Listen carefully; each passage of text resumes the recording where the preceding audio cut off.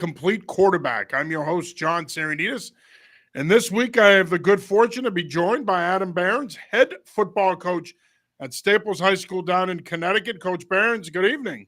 Good evening. Thanks for having me, John.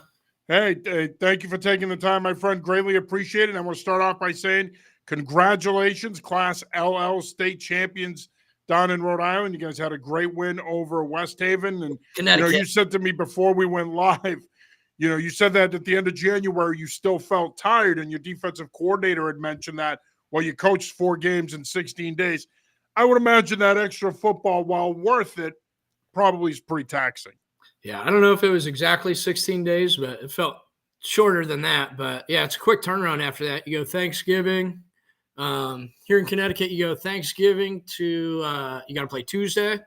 If you make it, if you win that, the semis are on Sunday. And then you finish with the state championship on Saturday if you're fortunate enough to make it. Yeah, it's, in many ways, it's the same thing up here in Massachusetts. But, like you said, it is a quick turnaround after Thanksgiving. You really don't have a lot of time. But the other good thing about it is that you do have some momentum going into the playoffs. Now, your system is what a lot of the football coaches up here in Massachusetts would love to have, because you guys play that extra week. Our Coaches Association up here is fighting to get that. I know there's been some talk. Obviously, you've had the Alliance come in and everything else. I know there's been some talk about changing that. Before we get into your career in Staples, so any thoughts on that? I mean, what are your thoughts on the current system in Connecticut, and do you see it changing? I like the Alliance game. I think there's always room for improvement. I think it kind of level everything if they made everybody play those games, which they don't. So, some teams that may be really strong in a conference that might not be as strong, they can choose to not cross over with, usually the way they do it with the Alliance, the better you are, the better your crossover games are going to be. And so, which is what I love about it. Yeah, it's been like some really awesome games for us. West Haven to start the season last year being one of them. Those teams can, whatever their motives are, they cannot have to play those games and then get into the playoffs. And usually, just calling it what it is, like usually they get in there and it's not very pretty after that. So I think it would level off and give some other teams an opportunity that, I've seen some like 7-3 teams like not get in. That's a tough look when I see teams in other states getting in at like 4-5. Yeah, I agree. They've talked a little bit about getting rid of the Thanksgiving Day game, which the more I've been up here, I'm not in favor of doing that. That game's awesome. The stands are always filled up on both sides with us and Greenwich. It's always been a competitive game. And then I know, too, I've heard some talk about maybe starting the playoffs, playing your Thanksgiving Day game, and then resuming the playoffs. I don't think that would be the most intelligent thing to do, because the sad thing is, Coach, that's pretty much what they do here, and I agree with you. It's not the most intelligent thing. Yeah, and I mean, no offense to anybody. That's all right. Feel free to offend tonight within reason. But if you do that, like, why would you play your best players in that game? Aside out of like pride and like just it being a match, but if say you just made the playoffs and like you're fighting tooth and nail to survive, why would you play all your best players in that, knowing that that's not a do or die game, but your next one's going to be?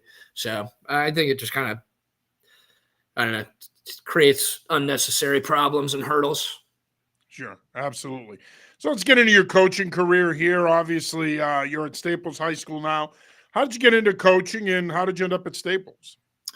So I was finishing up my time at Minnesota State, and it hit me that I was not going to play in the NFL. I had not planned very well around that, which I should have figured out way earlier, probably when I was like 10, that wasn't happening. But I did know I wanted to be a strength coach at that point, so I found an internship at IMG. I didn't really think I'd have a shot at it, but it forced me to get my resume done, which I had not done yet. So I did that. I applied, ended up getting really fortunate. I got an internship in the weight room, went through that. As that was happening, they started the football program, so I would go out. They knew I had played football, so I was like an extra set of hands. I would set up bags and warm the kids up and catch footballs for the quarterbacks. That was kind of my job. But they knew they wanted to build that academy up. And so Chris Winkie, my boss at the time, had asked if I wanted to stick around and do an internship with the football program. I, being a poor planner, still didn't really have a lot going on or know what I was going to do after the first internship. So ended up doing that, and then stuck on in a full-time job and did 3 years of summer camps and kind of year-round camps before we had our first team. Coached the running backs, quarterbacks, DBs, receivers, tight ends all at one point. And then finished with the quarterbacks. And then the opportunity up here at Staples came up with a quarterback family that I knew. It looked like the job might open up, and we started kind of talking back and forth, and came up and visited and met some of the kids, saw the school, which it's a beautiful school. It's an awesome facility and campus, and kind of realized at that point it was time to do something different than IMG, because I didn't really know how much upward movement there would be for me anymore. My boss there at the time was really open and honest with me. Is like, you can keep staying here and working with the quarterbacks in the off season and, coach our quarterbacks, but they're probably not going to ever make you a coordinator here. They're probably not going to let you be the head coach. Like, I don't really know how much you're going to learn. So kudos to him for kind of pointing me in the right direction, saying, we don't want to, he's like, I like working for you. You do a good job, but for you, I think it's time to go. So that was kind of the last push I needed to come up here in 2019. And yeah, been here since. And obviously you guys capped off last season with the Class LL title. Staples, a program that, as you mentioned, the school is a beautiful school, beautiful facility, good football tradition. There's been championship success there. When you took over the program, what did you feel was important to instill in your players from your vantage point in terms of your philosophy, and what were your expectations for them? Yeah, they definitely were very successful before I had got up here. The head coach before had won 3 state championships, legendary coach in the state, Mars Petraccio. And then there was another head coach that came in, Coach Treglia, for a year. And then I came in after that. Really just, and it was what I talked to with the AD, was just trying to give some stability with having, 3 different guys in one place. So, you talk about your senior class, they have, every year they've played varsity football, they've had a different head coach. So was trying to bring in a staff that they would feel comfortable with, and that I felt were really good teachers, and really not so much what they knew about football. And it's kind of the way I look at it now, not so much how much they look about football, but like, is it going to upset the herd? Like, are they smart enough that we could teach them what we need them to know, but are they going to fit in with our kids, and will they fit in with the other coaches? So I wouldn't say I necessarily thought about it that way, but it's kind of evolved into that and how I look at it anyways. But yeah, just wanted to give the kids some stability, and then some stability within the youth program as well with what we're trying to teach from the ground up. And obviously that stability is important. And with the changing dynamics in football nowadays, where, you're seeing more flag at the younger levels, and then contact, and contact is becoming more and more of a middle school and high school thing.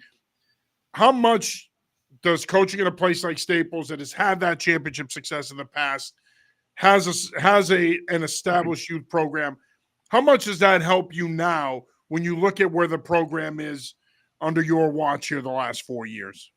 It's been huge, because I think people, like, they knew it's already been seen that it can be done. Like, I honestly, if they wouldn't have had any state championships and had never had a winning record, like, that's kind of a tough sell to leave Florida and the beach to come up and battle through these.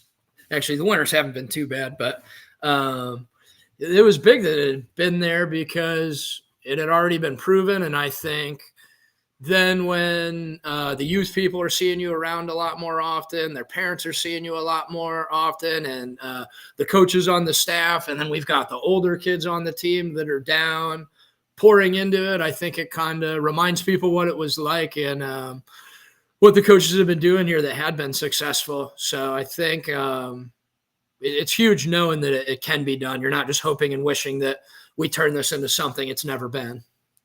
And the school's got a great nickname, so I'm sure that had to be a little bit of a selling point, right? Oh yeah, Wreckers. It's a great nickname. I think it's one of the best in the country, and certainly one of the best in New England high school football, the Staples Wreckers. You are watching the Coaches Chat presented by Complete Quarterback. I'm your host, John Saranitas. This week, I'm joined by Adam Behrends, head football coach at Staples High School, your Class LL state champions for 2023 in Connecticut. And Coach, one of the questions I ask coaches week in and week out in the offseason when I do this show is, have kids changed? You hear so many opinions now from people. Some people think kids have really changed. Other people don't necessarily think that kids have changed. It's more that society has changed and social media has changed things.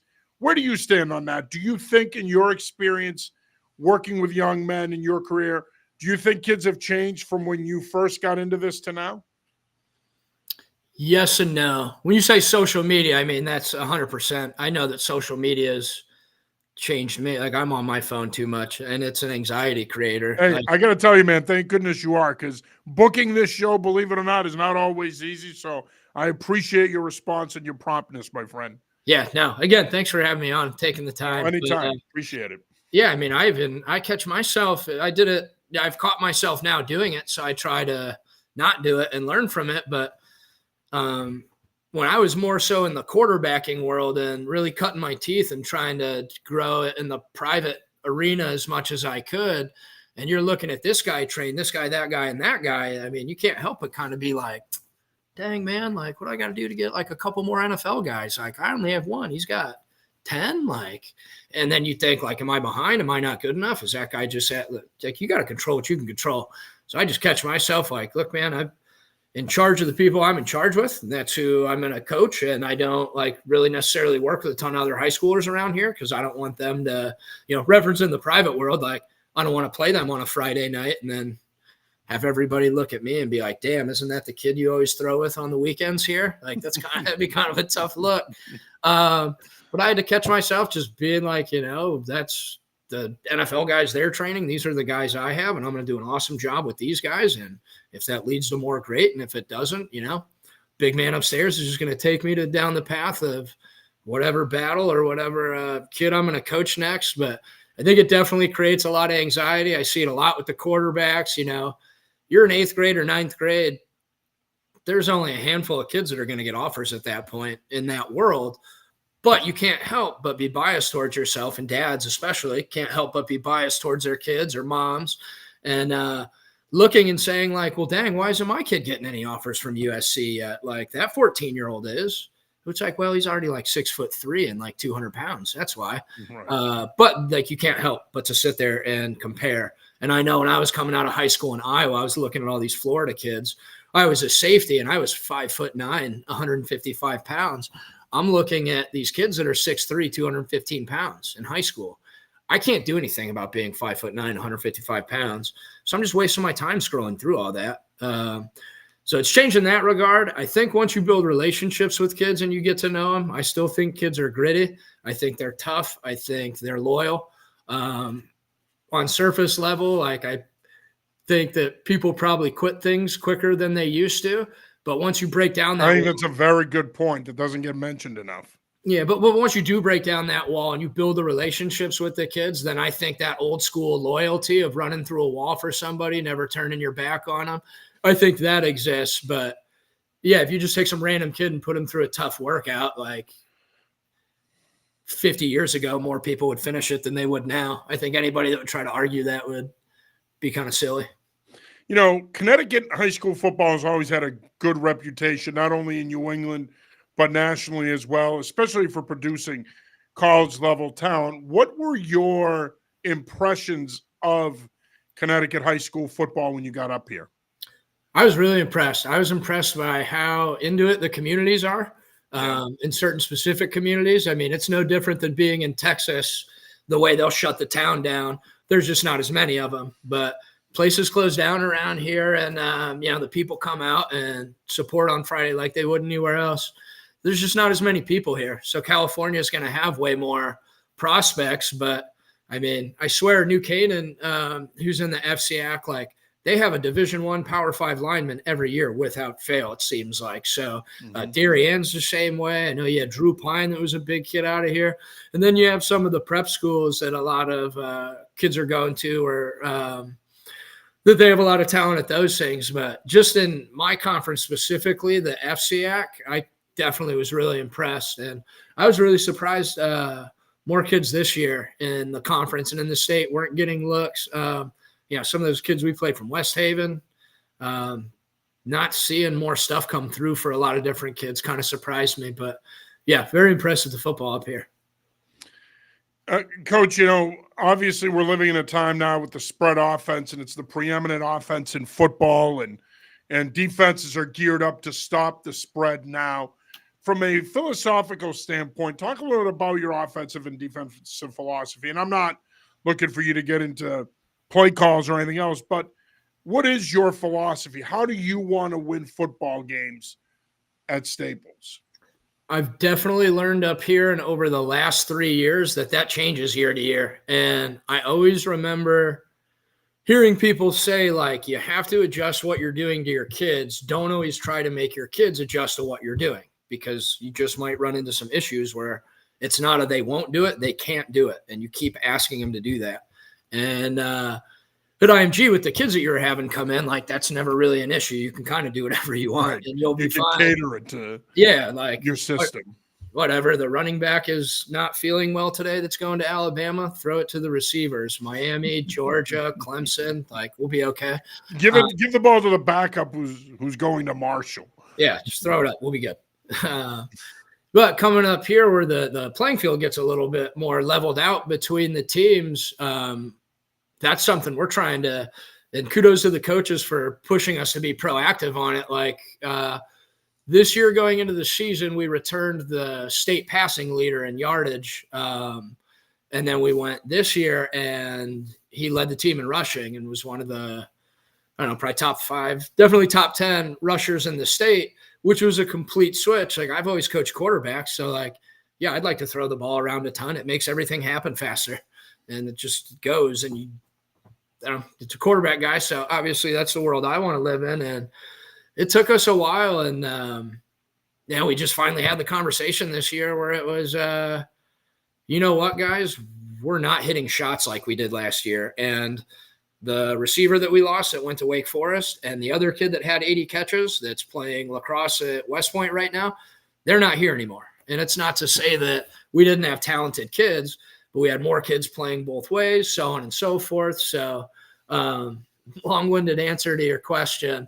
We're a multiple spread, so we'll go from 12 personnel all the way to empty, keep 5 receivers on the field. Definitely weren't scared to run the quarterback this year.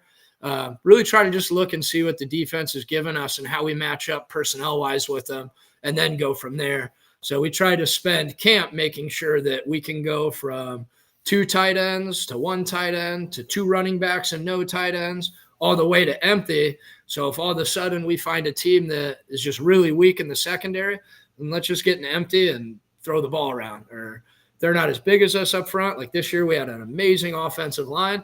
We had 2 big tight ends, and we used an extra lineman as one of the tight ends sometimes. A lot of times we just stayed in 12 and called power over and over and over and just switched whether we were giving it to our quarterback or the running back. So varies year to year. And then defensively, we run a 3 down front, 5-0-5 drive defense. So slanting to usually get to more or less a 4 down front, which can help us at times. We were big last year. We'll be all right next year, but at times we haven't been as big. So that movement up front can kind of help neutralize some things for us. And then we spend the majority of our time in cover 3. And then quarter half is big trips check for us. And then we'll come up with some interesting, like one of them I liked that they installed last year was like a rush defense where we just had 5 of our best pass rushers stand up and let them go. Yeah, try to somebody's going to get a one-on-one. Well, I do appreciate you gave me a lot more there in terms of detail than I was expecting. So thank you for that. And I'm not saying that coaches won't do that on this show, but oftentimes, as you know, coaches don't like to spill too many of the beans. But I appreciate, the honesty there in terms of what you guys like to do. Coach, when you look at the landscape in college football today, and you mentioned you had a receiver go to Wake Forest, and we talked about the number of kids in Connecticut versus a Texas or a California.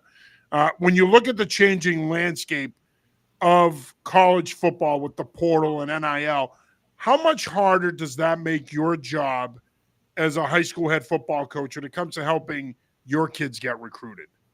It's the worst. And I'm on both sides of it because I have a lot of kids that are in college now that I've worked with that are trying to transfer now. And I can say, as annoying as it is and as much as it's changed, because I used to play NCAA when it was a game, and I wouldn't even play the games. I would just do the off season. I loved the recruiting and seeing if I could build it. And I was telling somebody the other day, like, man, I feel like when the new NCAA comes out. By the way, not to cut you off, one of the best answers I've had on this show the last 3 years. Well, I know I'm going to buy the game in July and play it, and it's going to make me looking like have to do the NIL stuff in the off season. Like, I don't. Which is going to piss you off. Yeah, but I get it too. I mean, you watch the Johnny Manziel documentary, or you got Terrell Pryor getting suspended for trying to make a couple bucks signing stuff when the university's generating hundreds of millions of dollars off. Right. So I get it. I think they kind of swung the pendulum too far one way. But I also understand when, it sucks because it's directly impacting and hurting kids that I'm with and that I know have done everything they possibly could to put themselves in the best situation. But there happens to be another kid that might have started playing football during COVID, so he still has 4 years left. So does this kid. One of them's 20, one of them's 18. Like, who are you going to take?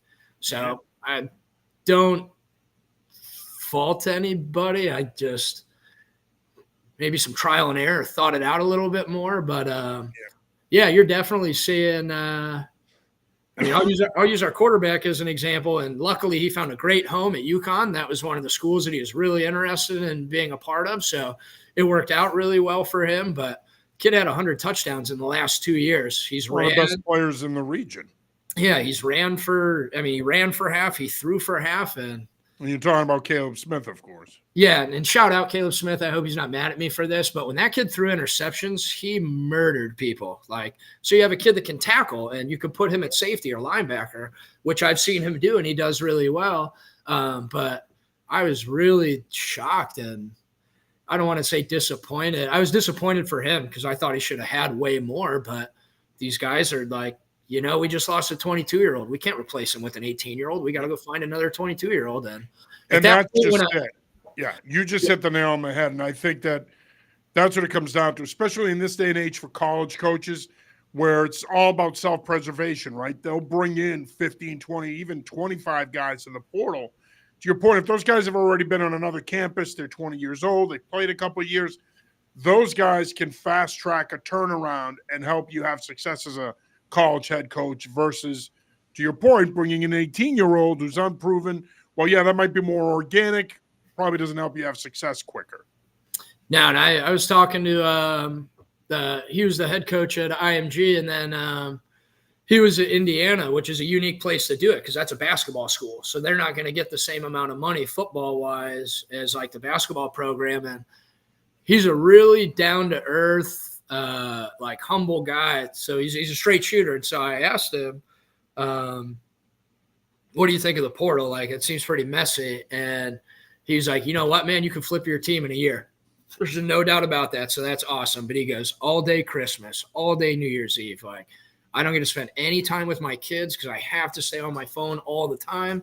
Otherwise, somebody doesn't think I'm showing them enough love, or they're, trying to dig and see how much I'm going to pay them and all that. He's like, it's exhausting.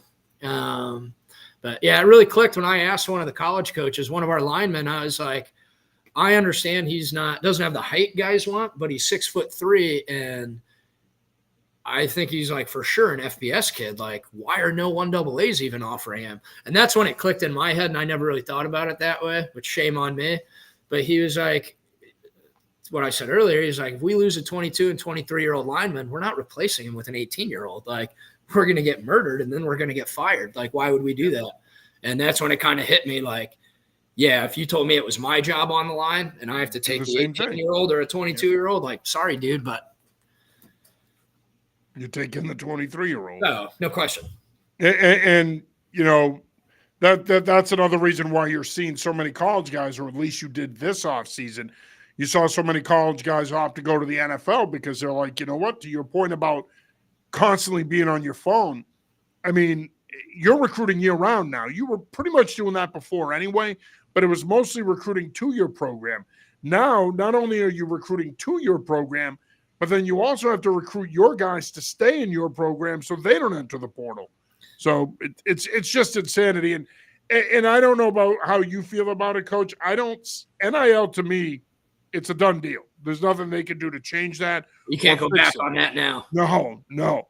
But you hope that at the very least they could figure out a way to better regulate the portal. Yeah, I mean, I'm from Iowa, so I'm a diehard Hawkeye fan. I always will be. They can't compete with Alabama. Like, this is not real. Like, they're not going to come up with the same amount of money or like a Texas with like the oil money and all that. So I don't really think you've seen it like offset anything too far, but once you get like 5, 6, 7 years down the road with NIL, like, I'm curious to see what a Big Ten team is going to look like compared to an SEC team, or maybe a Big Ten team's a bad example, but like, you're already kind of seeing some conferences fall apart. And I've had friends that are coaching Group of 5. They're like, this level sucks. Anytime we have a good player, they get taken away right away. Like, we can't keep them. I've had FCS coaches tell me that they're afraid to put guys up for their all conference because the Group of 5 coaches start following them on social media and they're backdoor recruiting them. Yeah. And I mean, what's easier to just type in like MAC, first, second team, all conference, and then just start going. Like, you have a list right there generated to see if you can start replacing some kids. Right. Yeah. It's challenging times indeed. And it's like you said, I mean, it's hard on you as a high school head coach because you want to give your kid the best opportunity to play at the level that they want to play at or can play at, but it makes it hard. And ultimately, I think a lot of high school kids are probably, and you're already seeing this, they're probably going to have to commit earlier and earlier, and they're probably going to have to hold on to that commitment and hope it doesn't get pulled with a coaching change or anything else. Yeah, I was just going to say, one of the worst conversations I've had to start having, and it kind of happened as I was leaving IMG, because you get some kids that are like 4 or 5 star kids, and then they kind of lollygag on something, but then maybe they don't have the season they should. So they have this LSU Florida offer on paper, but do they really? Well, then all of a sudden they start dropping them, and then, they try to commit and they say no. So I've had to sit down with kids and be like, you need to commit, man. And they're like, well, I don't know if that's the school for me, and I don't know if I'm ready. And it's like, well, you can either commit and we can keep your recruiting open, and we can kind of like lightly feel around. They're like, well, I feel like I'm not keeping my word. And it's like, that's just kind of like the game we're playing, dude. And like, that's the world we're in. If you do want to not commit, just understand they could have another kid commit tomorrow and you don't get any offers and you're not playing football at that level anymore. Like, that's the risk you run. And just understand too, that if they find somebody, everything they just said to you, a lot of them won't care anymore and they'll just sign the other kid. So it sucks having to tell kids that, where, like the way my parents raised me, like, be a man of your word, don't lie to people, like, that's your integrity. And now you're kind of having to protect kids and tell them that, but it's kind of contradictory of how you want to raise a kid and tell them to be. So that part of it really does suck. And like, you have to sit with parents and tell them that, which, a lot of the people up here, most of the people up here are really business savvy and kind of understand that. But, the first couple of times having that conversation, I was like, this sucks. This kind of like goes against everything I was taught. Yeah, no, it does. It's unfair. Coach, final question. And again, I want to say thank you for taking the time, my friend. Greatly appreciate it. Just looking ahead, what do the Rutgers have coming back? Just some thoughts on the offseason and how that's gone so far, and expectations for the 2024 season. Hopefully we can keep things rolling. I think we're off to a good start. Multi-sports are big up here. So right now our lacrosse team's getting ready to defend their back-to-back state championships. So hopefully they can get the third. I want to say they're ranked in the top 10 right now in the country, which is unbelievable. So we got a lot of kids doing that. We got a lot of kids playing rugby. They had a big win last night. Got some kids doing track, and then kids that aren't, we just ask them to try to always be doing something. So if they're in, baseball or lacrosse or whatever, we know they're still working out, then they're all good. But if kids have no activities, and we would like them to be in the weight room. So that's been going good in the running, seeing a lot of weight gain. a lot of gain strength-wise too and speed with our coach, Drew Akamondo. So that's been going really well. And then, yeah, just kind of doing what you can until fall camp rolls around. But have similar numbers of kids coming around. Obviously, the quarterback's always a hard one to replace, or a very important one to replace. We've kind of lucked out and have had some good ones here. Losing a lot of guys on the line, but a lot of guys that had good JV seasons that we're excited to come back. Have a lot of receivers coming back with experience, which is a positive. Some good linebackers coming back, a really good DN, tight end, some other guys up front. And then coaches here have done a great job of teaching everybody and building the JV teams out. So a lot of kids might not have varsity experience, but they have, a whole JV season where they broke down all the film, they watched it all, and we're getting coached up. They weren't sent to another field to do their own thing. So looking forward to it. Well, Coach, I want to say thank you for taking the time, man. Greatly appreciate it. Great conversation. We touched on a variety of topics, and let's do this again down the road.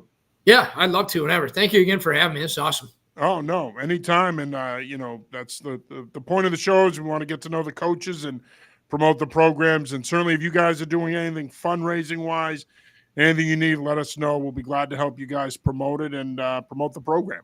Awesome. Thank you. Go Wreckers. All right. Thank you. All right, that is Coach Adam Behrens, head football coach at Staples High School. That'll do it for this week's episode of the Coaches Chat. Due to the NFL draft, we are going to be off the next 2 weeks because of that, but we will be back May 1st. For Coach Behrens, I'm John Cernitas. Till then, peace.